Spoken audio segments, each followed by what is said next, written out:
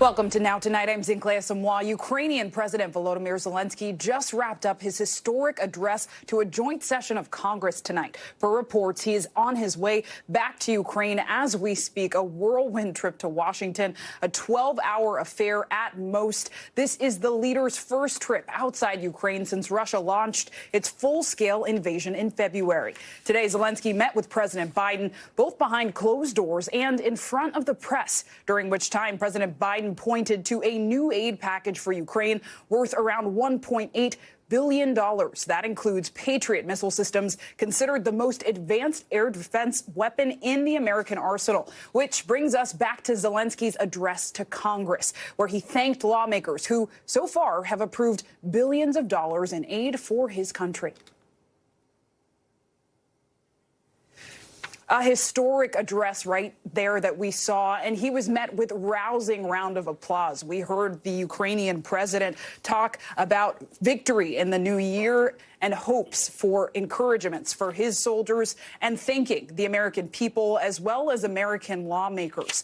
He also talked about the grim circumstances his soldiers are facing, bombs dropping every hour, but remained a steadfast leader for his country. And, of course, we saw that beautiful exchange of flags between the Ukrainians and America, a historic address. So let's break it all down now with NBC News White House correspondent Monica Alba joining us now live in Washington, D.C. Monica, this was not a standard diplomatic state visit, right? President Zelenskyy was in Washington for just hours, not even a full day as we understand it. And it's not what we're used to seeing visually either, right? Zelenskyy was in his military sweats from the start of the day to the end as commander, a very historic moment for Ukraine and the U.S. So can you just sum up what we've seen today?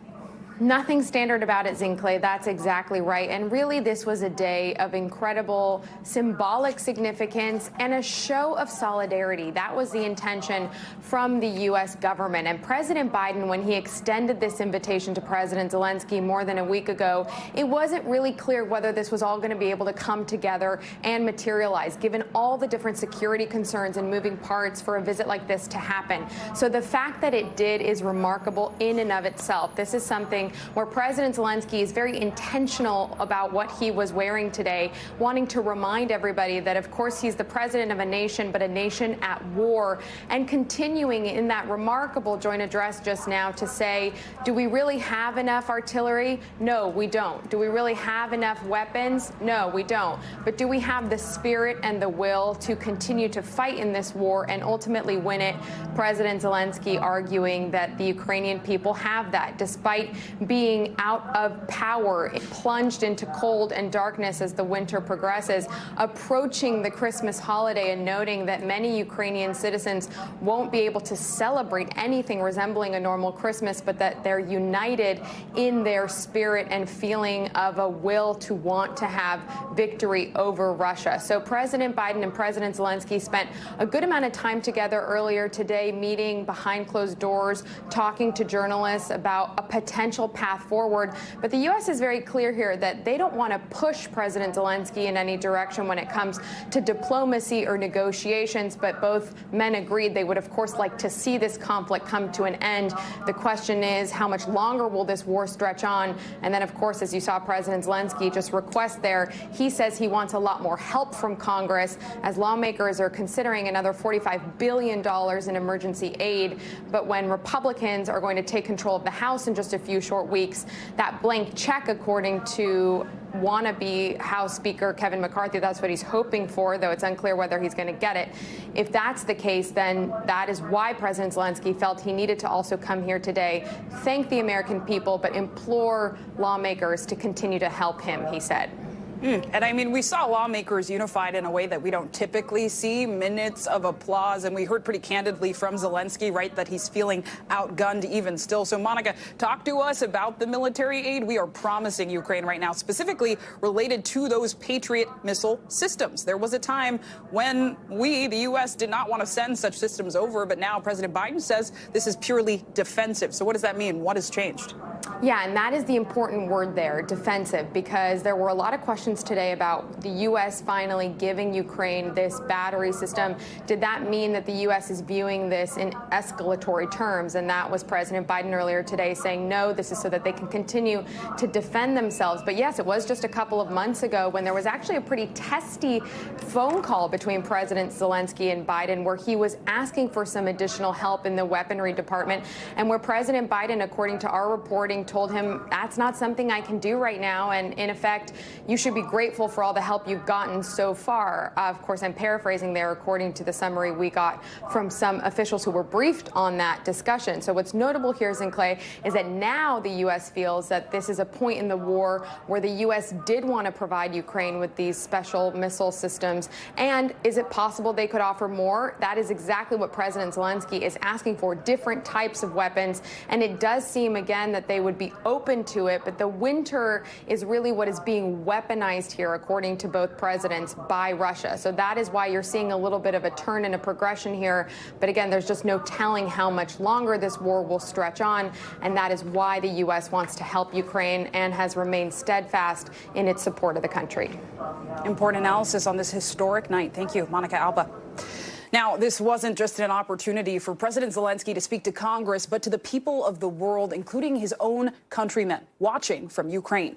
NBC News foreign correspondent Matt Bradley joins us now to talk about this from the Ukrainian capital of Kyiv. Matt, it's good to see you. So what's the mood in Ukraine surrounding President Zelensky's trip to the U.S.? This is pretty monumental, as we've said, very clear, his first trip outside the country since the war started.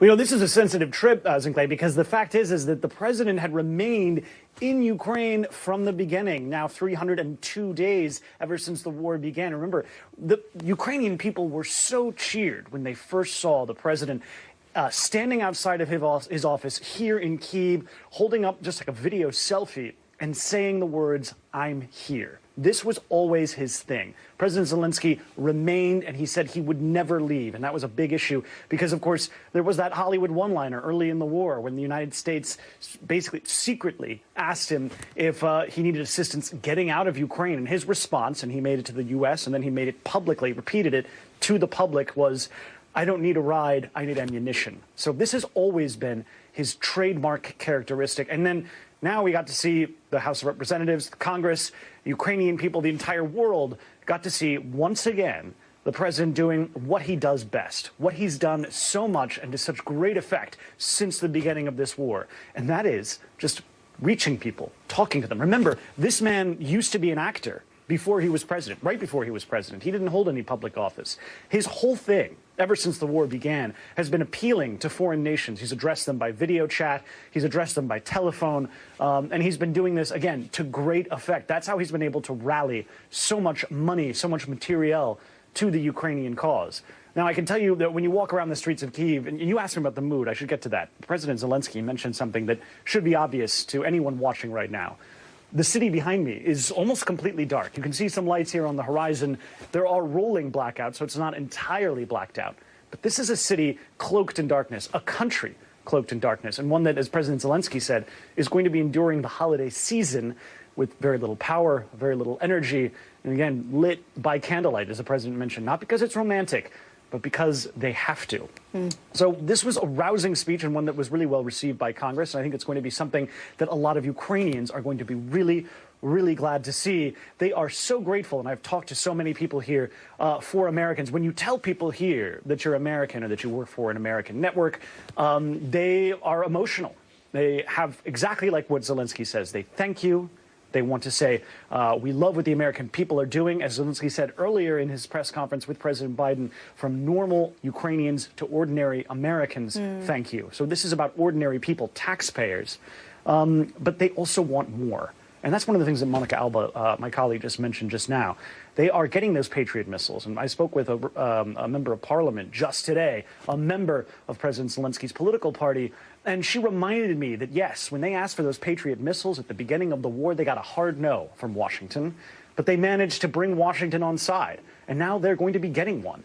And they want more. They want not just those defensive weapons, ones that can shoot missiles and other projectiles out of the sky, which is what the Patriot missile does. It's a surface-to-air weapon. They want surface-to-surface weapons, something like the ATACMS. Now, this is a military hardware that is very expensive, very sophisticated, and it will allow Ukrainian ground forces to fire missiles into Russian territory, into Russia proper, and into Crimea, which was illegally annexed by Vladimir Putin all the way back in 2014, 2015. Yeah. So that's something that Washington is still really reluctant to commit to, and something that this trip, which is both, it's one part's gratitude, one part victory lap, one part even more begging for more weapons and more money. That's something that President Zelenskyy is going to be asking for. And the more Washington gives, the more that the Ukrainian people, the more the Ukrainian government feels like they can ask for. And Matt, I mean, it doesn't appear that the intensity of the war will decrease anytime soon. I mean, even the view behind you, right? All of the lights are off. The war is still active. Ukraine says that Russian forces shelled their entire front line in Donetsk just last night, killing one person. So where do things stand with the war right now?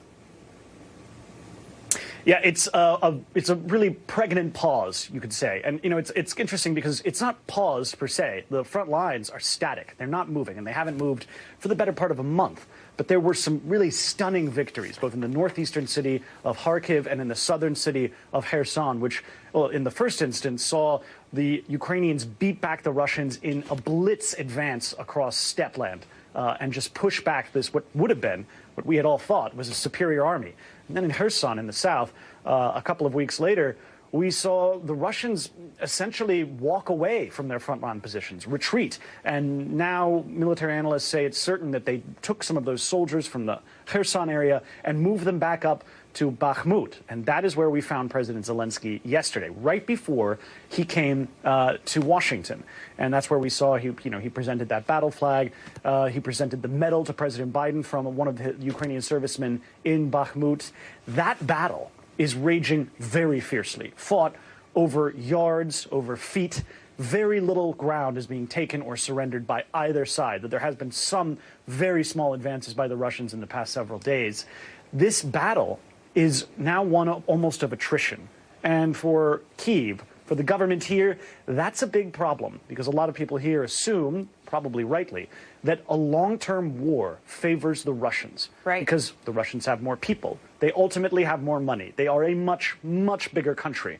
So the only thing standing in the way of Russia taking over this entire country, Vladimir, as the president would say, is the will and the resilience and the strength of the Ukrainian people. But it really is the American money and the American weapons. That is what has tipped the balance in favor of the Ukrainians and allowed them to do something that very few people thought they'd be able to do. Defeat what was thought to be the world's second most powerful army. Zinkley? And yet they continue to stand. Matt Bradley, live from Kyiv, Ukraine. Thank you so much. Stay safe. And now let's bring in Ambassador John Herbst, former U.S. ambassador to Ukraine and senior director of the Atlantic Council's Eurasia Center, who joins us now. Thank you for your time, Ambassador. It's been a busy night. So let's start with Zelenskyy. He thanked the U.S. in his address. First, let's take a listen. Thank you very much. Thank you for both financial packages you have already provided us with and the ones you may be willing to decide on. Your money is not charity. It's an investment in the global security and democracy that we handle in the most responsible way.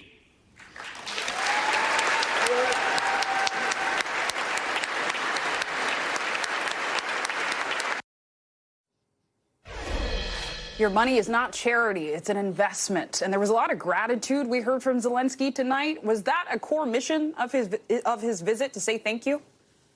That was one of the reasons he came. A second was to collect, you might say, the Patriots, which is an important decision by the administration to send after many months of delay. But third, also, in a very gentle manner, so he doesn't annoy the administration, to make a pitch for the United States sending more advanced weapons that would enable Ukraine to conduct more quickly a counteroffensive, and also to destroy some of the Iranian drones that are pounding Ukraine's cities. Understandable. And I know, Ambassador, world leaders have addressed joint congressional sessions before, right? We've talked about the historic nature, however, of this, because there are a lot of parallels being drawn between Zelenskyy and Winston Churchill, who's the former prime minister of Britain. He also addressed Congress in 1941. Zelenskyy himself drew parallels with American forces fighting Hitler forces back in 1944. So first, let's listen to part of what he said.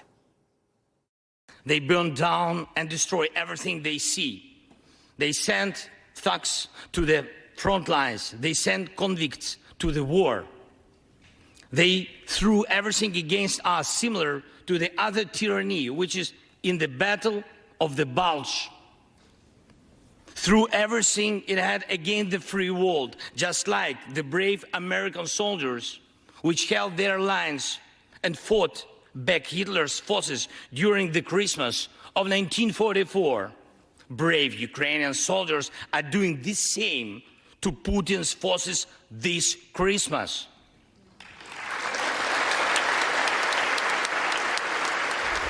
So you said it yourself, Ambassador, right? He was clearly trying to say thank you, but also treading a thin line because they still need resources. So what are your thoughts on how symbolic and how historic this address was, and why do you think he tapped into that history?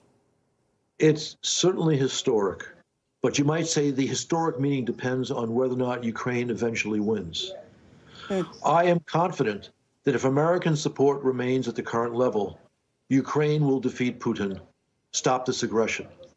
If American support was greater, sending the more advanced weapons, they could defeat the Russians faster.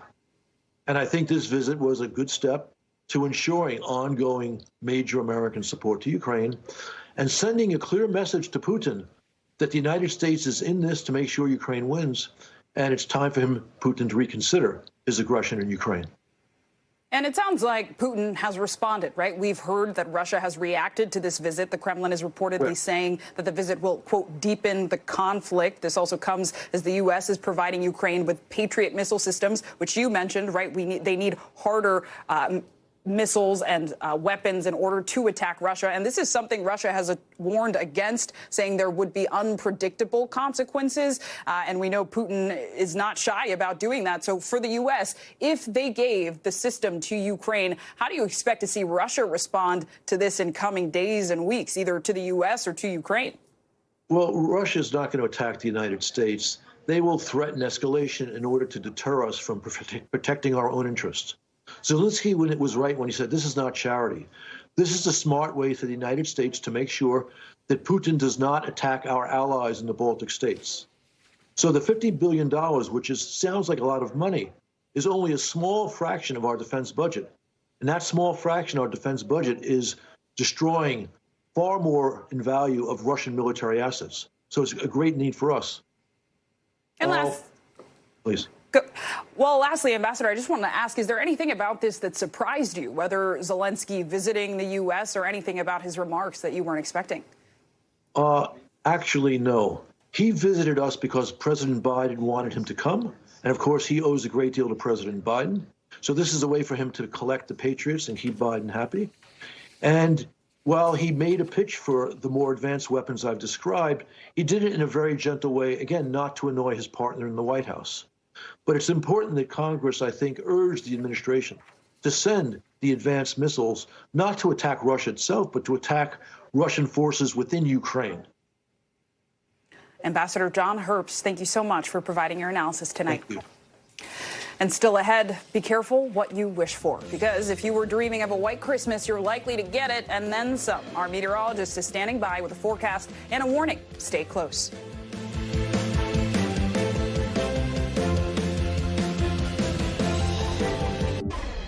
Welcome back. We're turning now to the winter storm brewing across the country. And when we say the country, we mean the entire country. Over 100 million people in some 30 states are currently under some kind of winter storm watch, advisory, or warning. The storm has already dumped nearly a foot of snow in Montana and roughly half a foot in parts of North Dakota. Temperatures are forecast to dip to 30 to 40 degrees below average, with wind chills as cold as 60 degrees below zero across the Rockies. Freezing temperatures are expected in the south. Georgia and Kentucky have already declared a state of emergency. Those governors cite power outages as the biggest concern.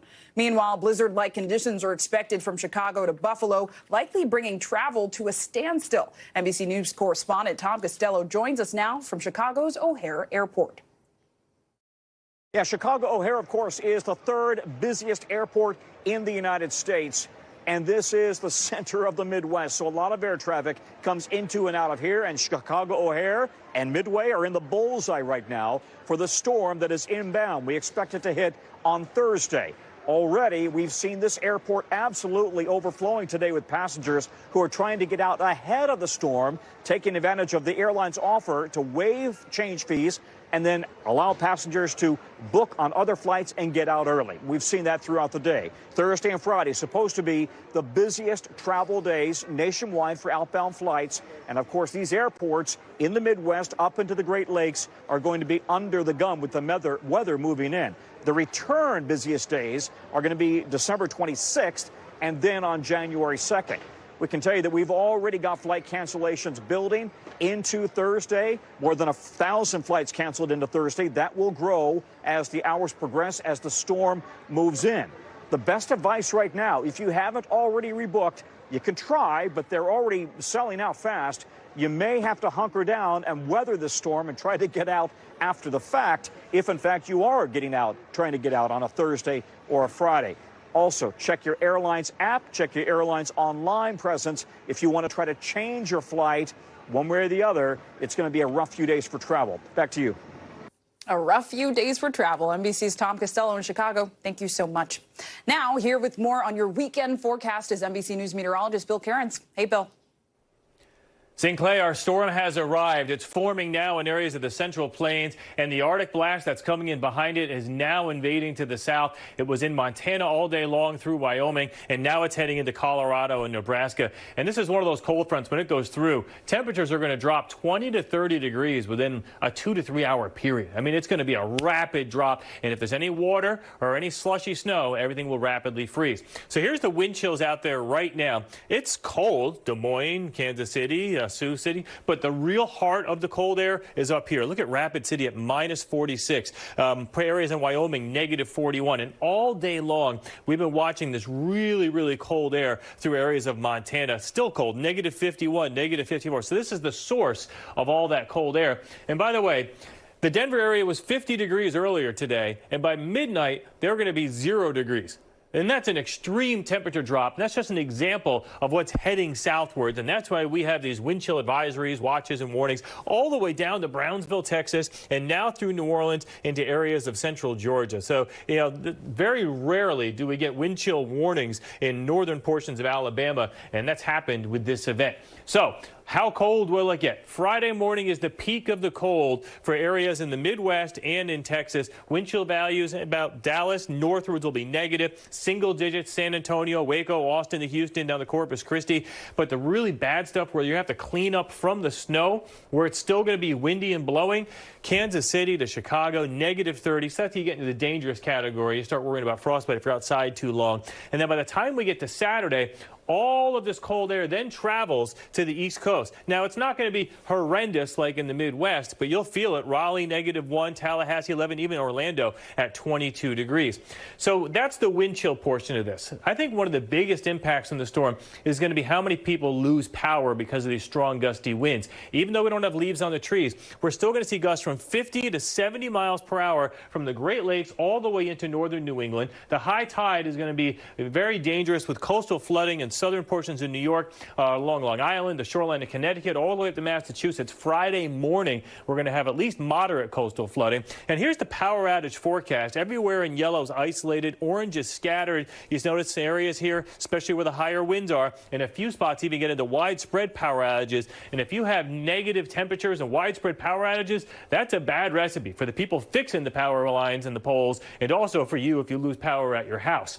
And as far as the snow goes, we've seen many snowstorms snowstorms like this in the Great Lakes. This is not going to be the big headlines. It's going to be a light, powdery snow. It's going to be blowing all over the place. Highest totals would be off of Lake Michigan, as you'd expect, and also any lake effect near the Buffalo area. And then that rain forecast, too, could even cause some flooding in areas in the Catskills and the Hudson Valley as we go throughout Friday into Saturday. So, Zinkley, we have our hands full with this storm and all the travel impacts that go along with it. Hands full and probably some travel headaches, too. Thanks, Bill. And in Idaho, there are still more questions than answers surrounding the murder of 4 college students last month. Investigators have now ruled out one potential lead. NBC's Steve Patterson spoke to the Moscow police chief about the case. Hey, Steve. Yeah, we're now more than 6 weeks into this investigation, of course, with no motive, no murder weapon, no person of interest, which means no suspects, no killer has been caught in Moscow, Idaho. And really, as the weeks go by, there are more questions than answers, which has led to a broad sense of frustration both there in Moscow and for the people around the country that want to help to solve this case. But specifically to the families of those 4 victims now moving into the holidays with no answers on who took their loved ones' lives. So I brought this to the chief of police there in Moscow. We went one-on-one, talked about some of the topics that police have laid out, especially some of the tips and leads that they say have come from the public. One of those through lines is on this white Hyundai Elantra. It's really been the biggest, brightest lead that police have allowed the public to have, and they wanted the public to have that so they could get tips about it. This is a white Elantra that was supposed to be in the immediate area of the murders at the time of the murders. It's a make and model from anywhere from 2011 to 2013, and police were looking for it. One did turn up in Eugene, Oregon, a couple days ago, but police say that it's unrelated to the case, which was a big blow to a lot of people that felt like this may have been a big break in the case. The chief, again, denied that that had anything to do with the case, along with, storylines that I think police have wanted to have solved for a while. The timeline of some of the students before they went into that house and were on that fateful night. I think that was in question. The chief wouldn't answer any questions on that. Wouldn't answer any more questions about how they got the make and model of the Hyundai Elantra. Wouldn't answer any more questions about anybody that's been in surveillance video, which there's been several questions about over the last few days. Really, the chief would not answer several tactical questions about the case. But he does say that that is because there is progression, but it's complex. And whatever that complexity is means that certain pieces of information can't be released to the public. I think we have to take his word for that, and that they are doing all they can. He says there are now more than 60 FBI investigators on this case as well. They've gotten more than 10,000 tips. And despite it being Thanksgiving or Christmas or New Year's or whatever, they say they are going to work as hard as they possibly can to solve this case. But again, we are heading into the holidays. These families are going to have Christmas for the first time without their loved ones.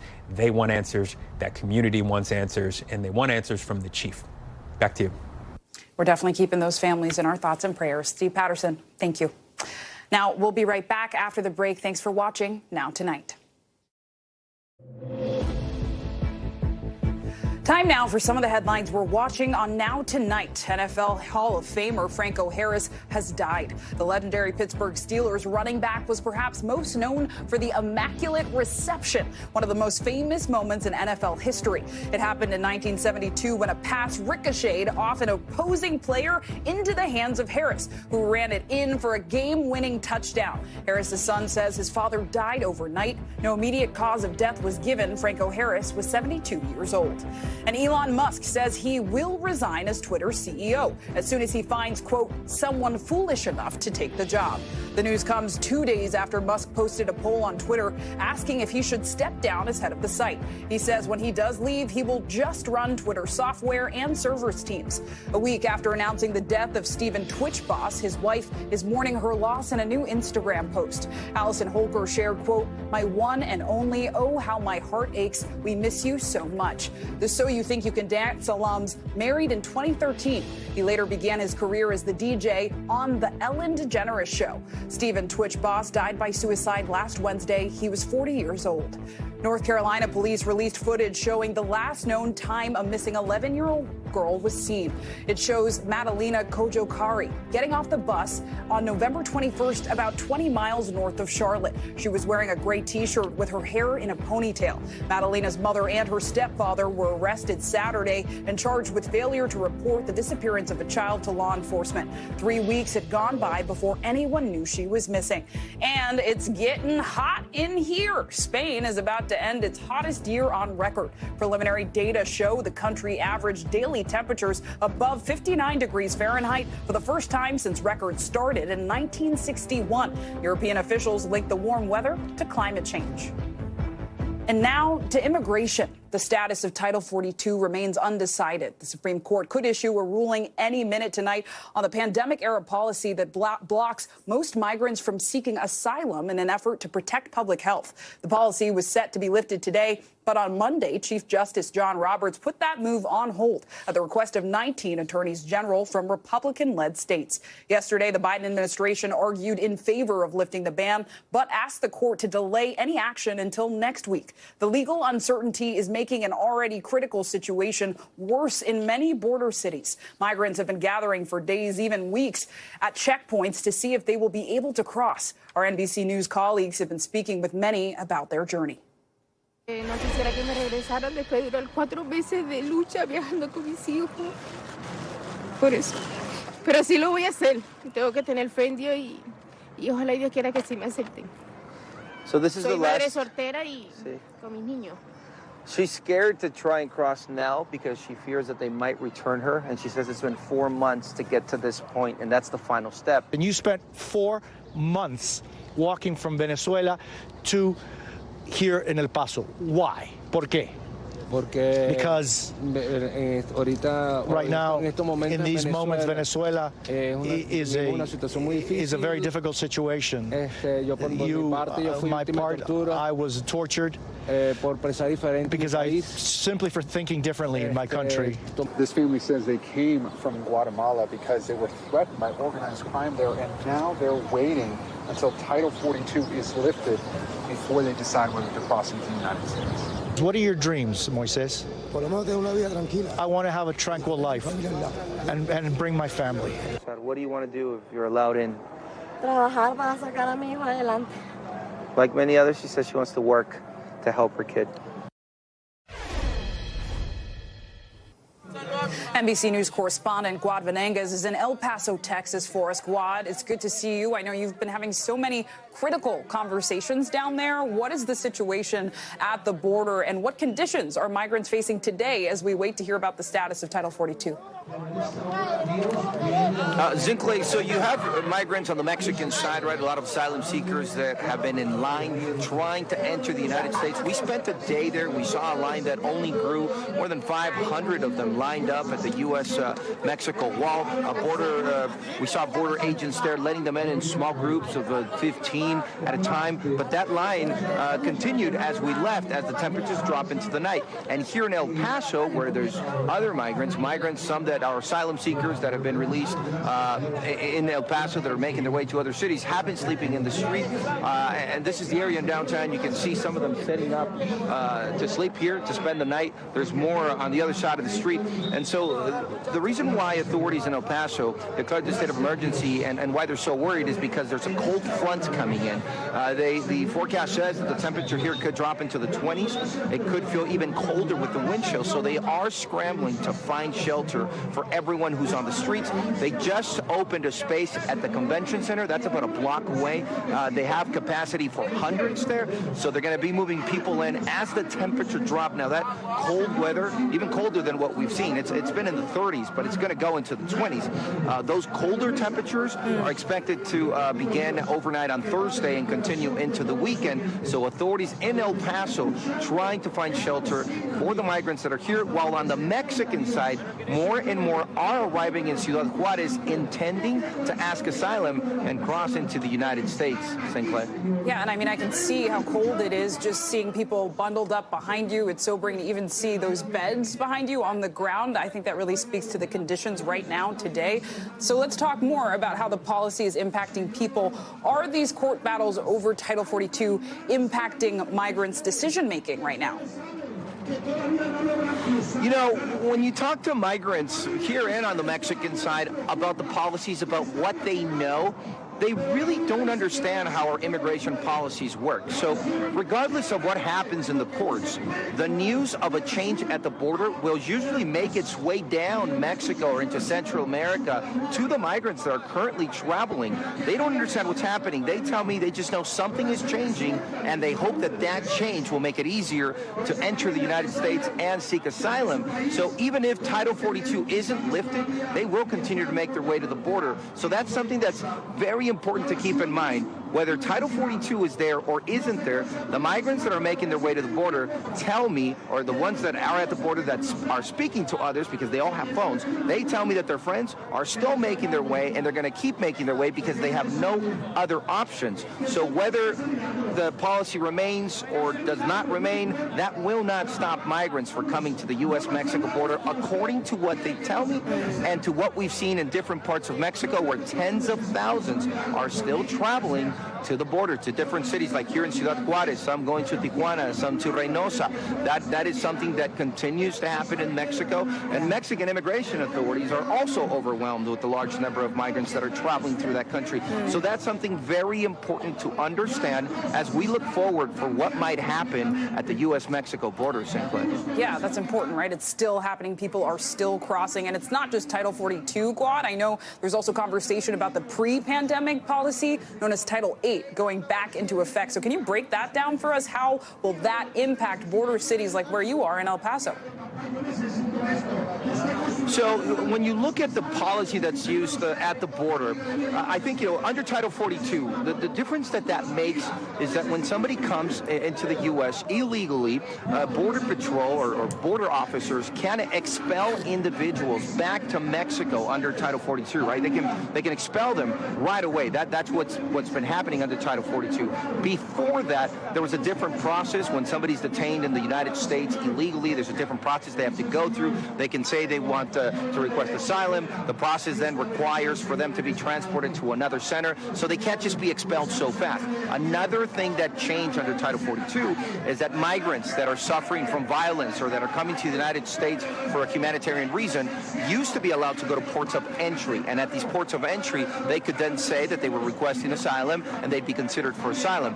Under Title 42, that cannot be done at these ports of entry. That's why you see a lot of the migrants entering the United States, crossing the river illegally, and then turning themselves in and saying they want to seek asylum. Yeah. So if it goes back to what it was before, or if it stays the way it is now, that's not really going to change migrants that are making their way to the border. That's not going to change their intentions, because they say they have no other options. These are migrants from Venezuela, Nicaragua, and other countries that have already been making their way to this border, Sinclair.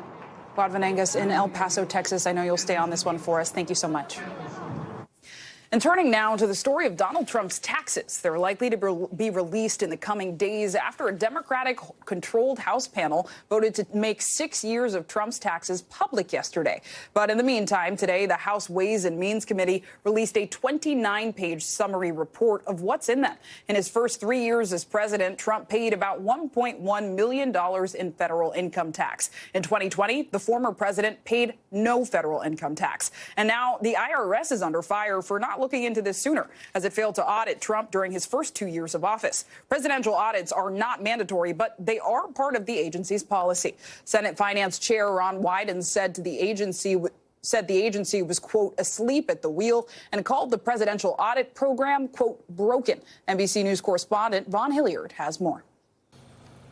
That's right. We are still likely days away before the public is able to see for themselves Donald Trump's tax returns from over the last 6 years. We know, though, from at least this initial report put forward by the House Ways and Means Committee that Donald Trump's tax returns from 2015 and 2016 were not audited by the IRS all the way back until 2019. And so over the course of his initial presidential campaign, he made the claim that he was under audit, and that is why he was choosing not to release them, even though at the time they said that that would not prohibit him from doing so.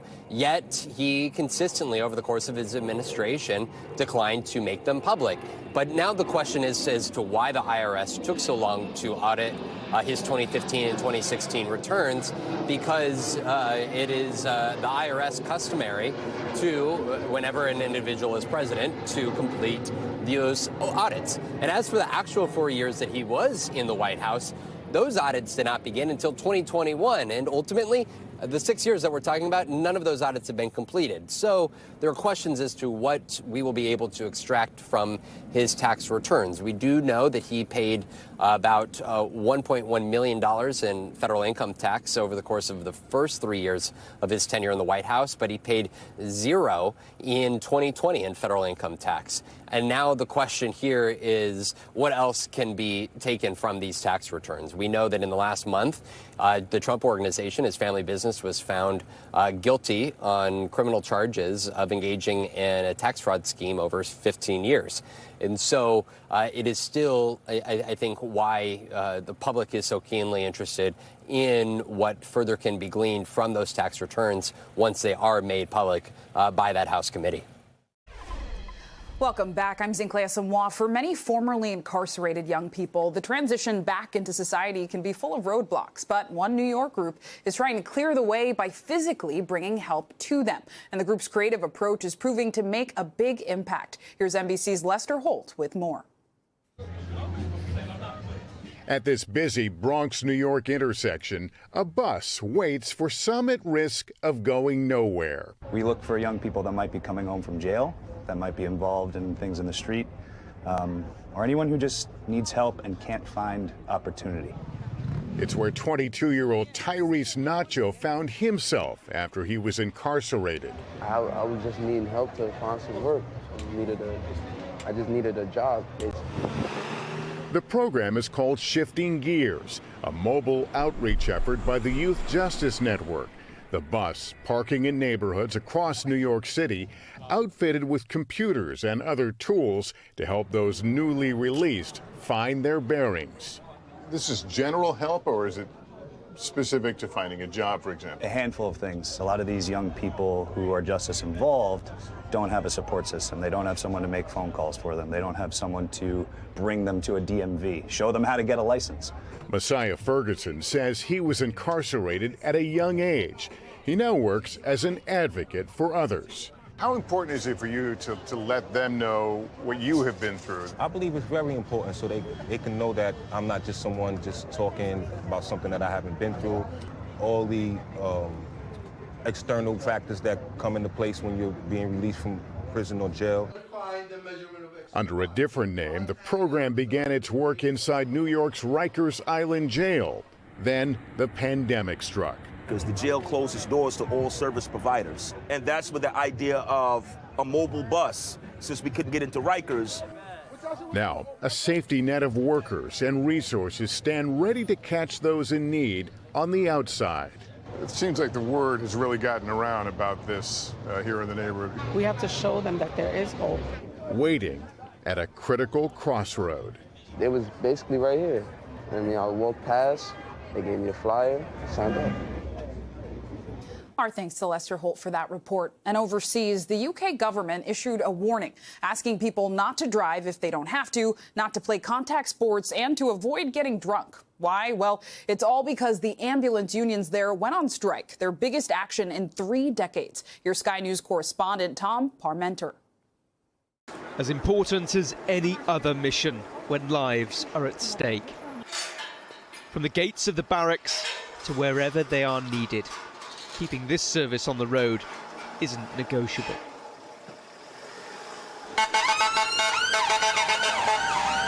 They are still responding to the most serious calls, but ambulance staff outside on the pavement in the West Midlands felt they had no other choice.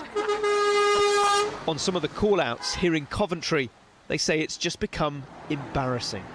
Before you even say your name, you're like, oh, I'm so sorry about the delay, like, you know, like, I can't apologise enough, like, my name's Ellie, and then you introduce yourself, and it's like, sometimes we see the call time, and it's like, oh my God, this was on by the night shift the night before us, and it's like, yeah, like 24 hours or something, it's like, that's crazy. I think that's what makes us feel probably a little bit sick to the stomach that, you know, they haven't got as many resources potentially that they would normally have because of the strike action. The public were asked to carry on with their normal lives, but please don't have an accident or get so drunk that you need an ambulance. You can't preach to people not to have accidents or to be taken really poorly. And the way people have to wait for ambulances now is ridiculous. We've got to fight for what they want, aren't we? Everybody's fighting for what they want, aren't we? I don't think anyone will get as much as they're asking, will they? No, but they'll have to have a decent. It's going to have to be, yeah. That, though, is still some way off. In 25 years of negotiations that I lead, I have never seen such an abdication of leadership as I have from Rishi Sunak and the Health Secretary. They need to get back round the table and let's get a negotiation. That is the only way that this dispute is going to be resolved.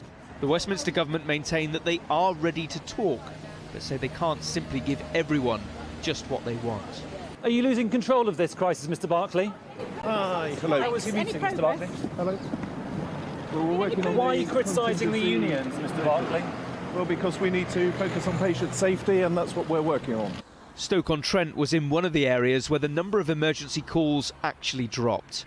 The Midlands Air Ambulance had extra resources available and was slightly busier than usual. Without talks, there will be no breakthroughs to ease the intense pressures being faced in our hospitals. As things stand, there will be no Christmas truce, and nurses in Scotland have now rejected their latest pay offer. That means more strike dates in the new year. This was an improved offer on the initial offer, which our members had rejected. So we've got a history of negotiating. I've written to the Cabinet Secretary this morning to indicate our members' rejection of the offer, and now it's with Scottish Government around about how we go forward. What do we want? Say stop it! When do we want it? Now! The ambulance strike has been felt in England and Wales. They knew some patients would suffer, but who is responsible for that is the argument at the heart of this dispute. Tom Parmenter, Sky News in the West Midlands. Thank you to our partners at Sky News for that report. Now, it's no secret, cell phones today are everywhere, but that does not mean everyone has one. A Philadelphia man decided to take on this digital divide with a spin on a tried and true classic. That's up next.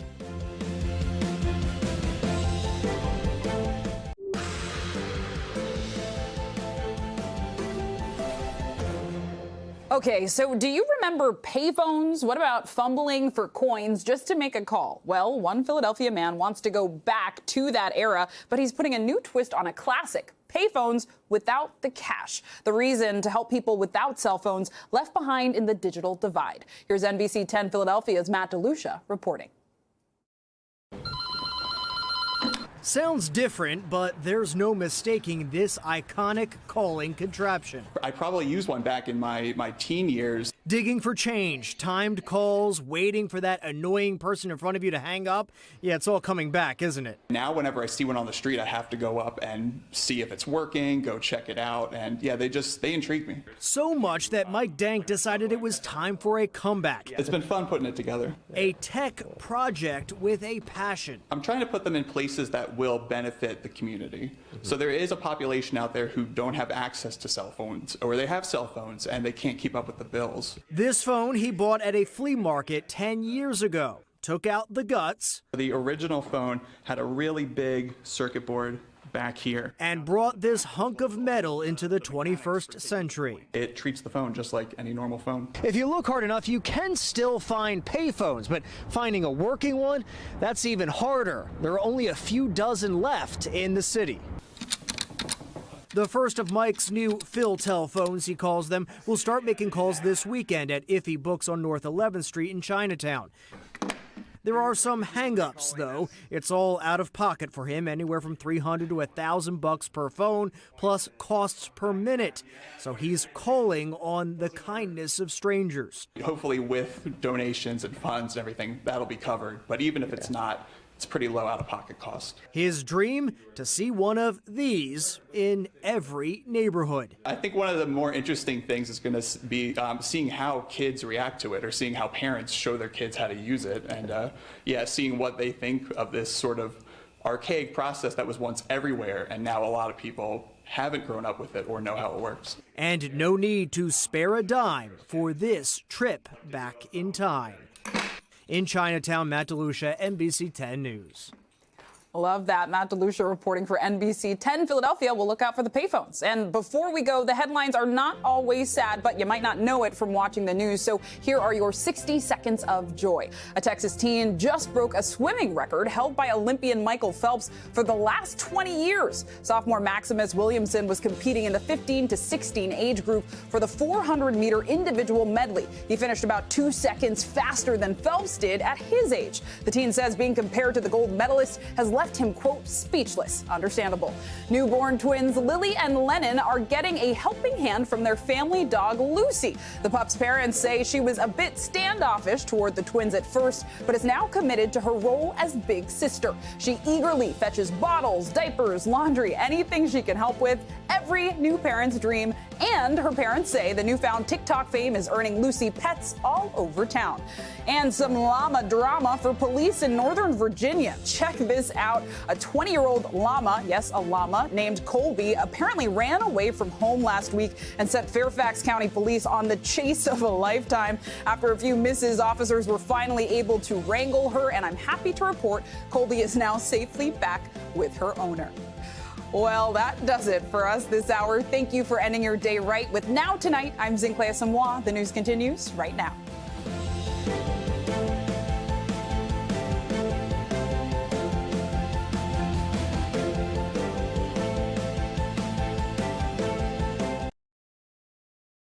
Thanks for watching our YouTube channel. Follow today's top stories and breaking news by downloading the NBC News app.